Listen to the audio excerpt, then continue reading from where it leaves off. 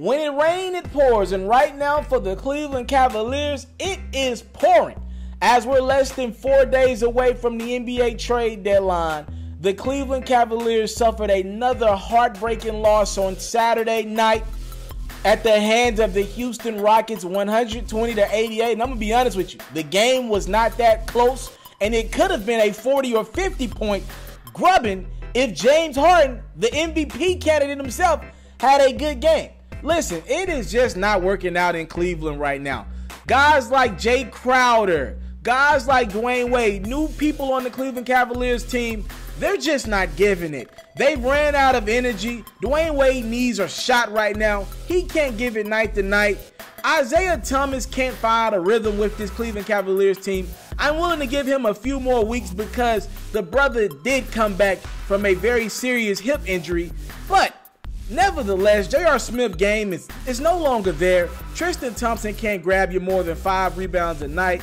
Pretty much everyone outside of that is not even worth bringing up. Jeff Green, I mean, the brother is pretty much staying consistent to what has played his whole career. He's very inconsistent. You can't go from one night giving me 24 points to the next night giving me 2 points and no energy.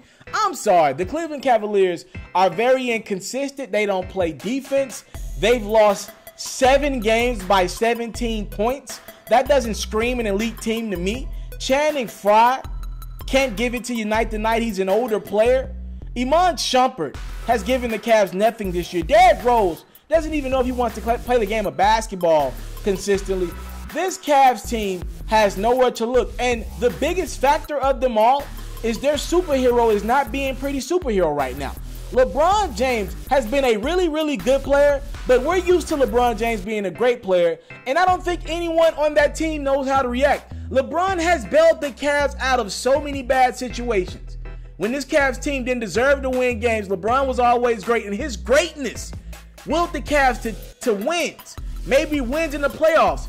And you don't even have a guy like Kyrie Irving when LeBron James is just really good right now to pick up his slack. So LeBron's like, yo, I've been playing this game for 15 seasons, most of it in Cleveland, 11 of those seasons in Cleveland. I'm going through a bad stretch. Don't I get a couple bad stretches in my career? I got to be great every night for the rest of my career? I'm in year 15. Can I get some help right now? And this Cleveland Cavalier team has not given him any help. As a matter of fact, one of the Houston Rockets players, a close friend to LeBron James, Chris Paul, he wanted Cleveland to realize what you got. While everyone's complaining in Cleveland, talking about LeBron, where's the effort? What are you doing out there? Media's complaining about LeBron. Chris Paul just kind of let everyone know you might want to take a step backwards. He said, you've got LeBron James over there in that locker room. You know what I mean? What else does that man need to do? Don't take it for granted. Don't take it for granted. You know what? I think that message was a message to me. It was a message to the fans, the media, the Cleveland Cavaliers organization. It's a message to everyone. Don't take what we're seeing from LeBron James for granted. We probably won't ever see it again. Will there be great players that comes along down the line? Yes, the game will continue to evolve. Maybe there's someone greater than LeBron James that comes somewhere down the line. But will he have the impact off the court like LeBron James does?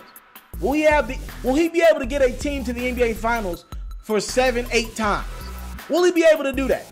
Will he be the guy that mentally is able to put up with some of the things that we in our wildest of dreams couldn't think of putting up with? And am I giving LeBron an out?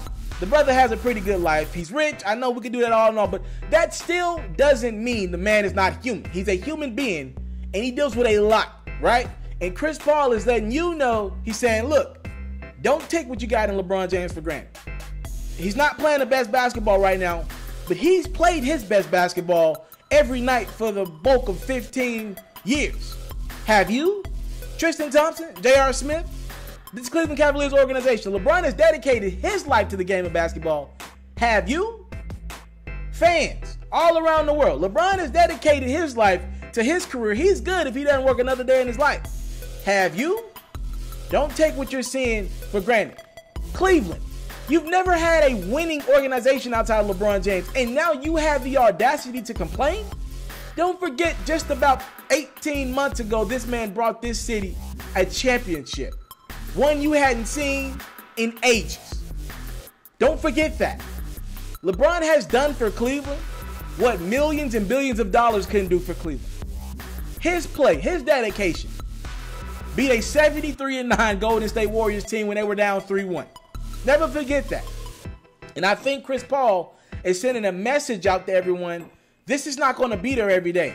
You're so used to LeBron giving you 27, 7, and 7 every night. Now that he's taking a step back, his energy and his effort's not there. No one knows what to do. The organization, they're scared to make a trade because they think, no, we're not going to make a trade. LeBron's got to figure this out. He's figured it out for most of his career. Maybe the brother doesn't have it in him to figure it out anymore. And we're at that point where that could be a realistic option. Chris Paul is putting it on the forefront, taking up for his friend, saying, yo, don't take this man's greatness for granted because it won't be here forever. And he might be warning the Cleveland Cavaliers that you might be in the last few months of it being in your organization. You've complained. Dan Gilbert has treated them like crap.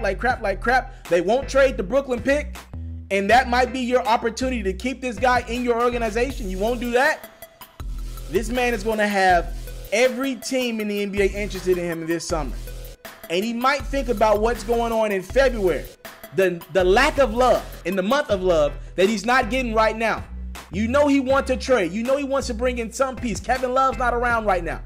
And this team is refusing to trade that Brooklyn pick. That's probably going to be a top 10 pick, maybe even top 5, depending on where Brooklyn finishes in the standings. You won't trade the pick, and that might cost you the most popular player to play in the NBA in the last 15 years. The biggest brand the NBA has ever seen. Okay, Cleveland. Just like Chris Paul, I'm going to end with this. Don't take it for granted. Don't take it for granted. On the next episode of my sports series with the Pharaohs, I will LeBron James, though. The team that no one's really talking about, that they should be talking about after their latest moves. I would be considering, this is going to sound crazy, but if I were LeBron James, I'd give the Los Angeles Clippers a strong look. But if I were LeBron James, I'd give the Los Angeles Clippers a strong look.